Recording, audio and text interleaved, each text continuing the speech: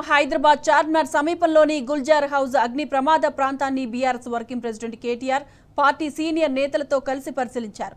CM Revanth Reddy అందాల పోటీల మీదనే కాదు అగ్ని ప్రమాదాల మీద కూడా దృష్టి పెట్టాలని సూచించారు. అగ్ని ప్రమాదంలో మరో ప్రాణం పోకుండా చూడాలని డిమాండ్ చేశారు. రాజకీయంగా మాట్లాడడానికి రాలేదన్న కేటీఆర్ ప్రభుత్వాలు ప్రజల ప్రాణాలు కాపాడాలన్నారు. మృతుల కుటుంబాలకు 25 లక్షల నష్టపరిహారం ఇవ్వాలని డిమాండ్ చేశారు. అంబులెన్స్లో ఆక్సిజన్ సిలిండర్ లేకపోవడం దురదృష్టకరమన్నారు. హైదరాబాద్లో ఇదే అత్యంత భారీ అగ్ని ప్రమాదమని కేటీఆర్ ఆవేదన వ్యక్తం చేశారు. అత్తాపూర్ వెళ్లి గుల్జార్ హౌస్ ప్రమాదంలో మరణించిన ప్రహ్లాద్ మోదీ కుటుంబాన్ని పరామర్శించిన కేటీఆర్ కుటుంబ సభ్యులను కోల్పోయిన వారి బాధను చూసి చెల్లించిపోయారు. ఇక ఇదే అంశంపై మరింత సమాచారం మా ప్రతినిధి కిరణ్ ఫోన్ లైన్ లో అందిస్తారు. కిరణ్, చెప్పండి.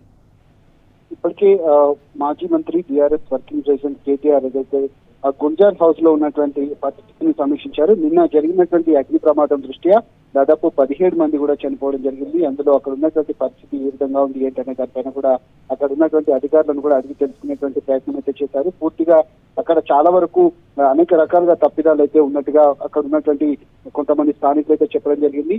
ఏదైతే ప్రధానంగా ఏసీకి సంబంధించినటువంటి కంప్రెసర్ పేరడంతో అక్కడ ఉన్నటువంటి పూర్తిగా అగ్నికి ఆహుతైనటువంటి 17 మంది నేపథ్యంలో పూర్తిగా చాలా వరకు అక్కడ ఉన్నటువంటి పరిస్థితులు కూడా సమీక్షించేటువంటి ప్రయత్నం అయితే చేశారు.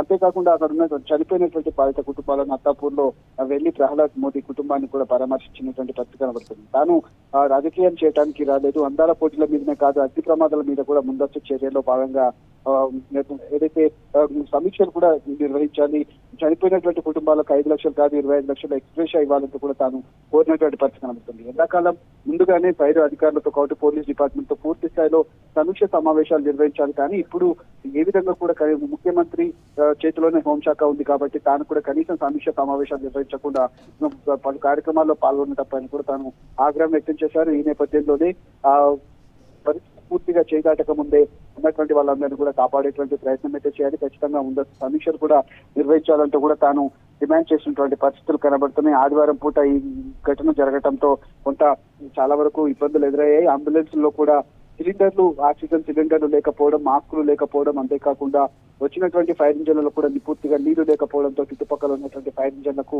పిలుచుకొని మరి రావాల్సినటువంటి పరిస్థితి, అప్పటికే జరగాల్సినటువంటి తతంగం అంతా కూడా జరిగిపోయిందని కూడా తాను ఆగ్రహం వ్యక్తించారు. ఈ నేపథ్యంలో బాధిత కుటుంబాలను కూడా తాను పరామర్శించినటువంటి పరిస్థితులు అయితే కనబడతాము.